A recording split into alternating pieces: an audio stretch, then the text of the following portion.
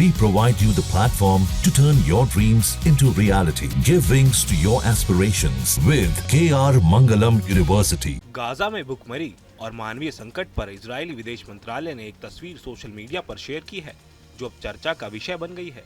इस तस्वीर में एक कमजोर इजरायली बंधक एवियाटर डेविड दिखाई दे रहा है, जिसकी हालत बेहद ही खराब है। मंत्रालय का दावा है कि उसे हमास ने अगवा किया था और वह अब चलती फिरती कंकाल जैसा है। उसके सामने एक कथित हमास फाइटर हाथ में वुड कैन लेकर खड़ा है। मंत्रालय ने इस तस्वीर को शेयर कर दुनिया को दिखाने की कोशिश की है कि गाजा में असली भूख कौन झेल रहा है, इजरायली बंधक या हमास के लड़ाके। इजरायली मंत्रालय ने अपने पोस्ट में लिखा कि डेविड की पतली कंकाल जैसी बाजू देखिए और फिर हमास कैप्टर की अच्छी खाई पी मजबूत बाजू देखिए। असली भूखा कौन है?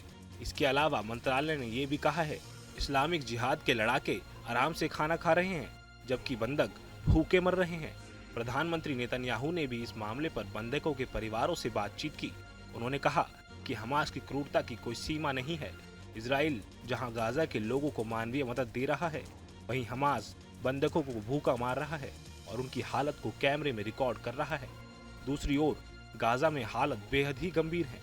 WHO और संयुक्त राष्ट्र के आंकड़े बताते हैं कि अब तक गाजा में 111 लोग भूख से मर चुके हैं, जिसमें कम से कम 21 बच्चे भी शामिल हैं।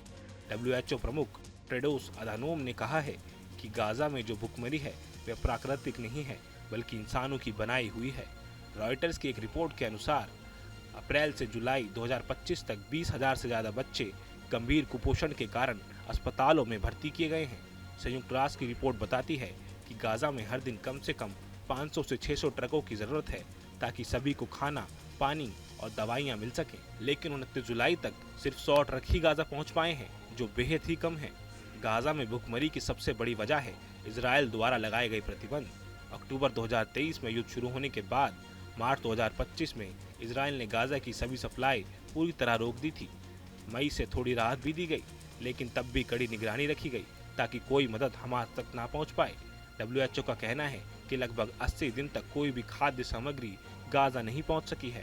हालांकि इजराइल ने 27 जुलाई को कहा है कि वह कुछ हिस्सों में रोजाना सुबह 6 से रात 11 बजे तक मिलिट्री ऑपरेशन रोक देगा ताकि मदद पहुंचाई जा सके, लेकिन यह कदम अब भी गाजा की जरूरतों के मुकाबले बहुत कम है। गाजा में लोग एक एक रोटी के लिए तरस रहे हैं और बच्चों की मौतें दुनिया की आंखें खोलने के लिए काफी होनी चाहिए। अब दुनिया से यही सवाल है, क्या आप इस मानवीय संकट पर चुप रहेंगे?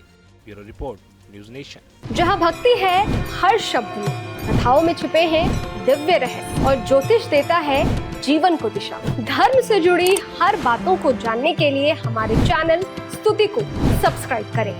चैनल पर जाने के लिए इस लिंक पर क्लिक करें।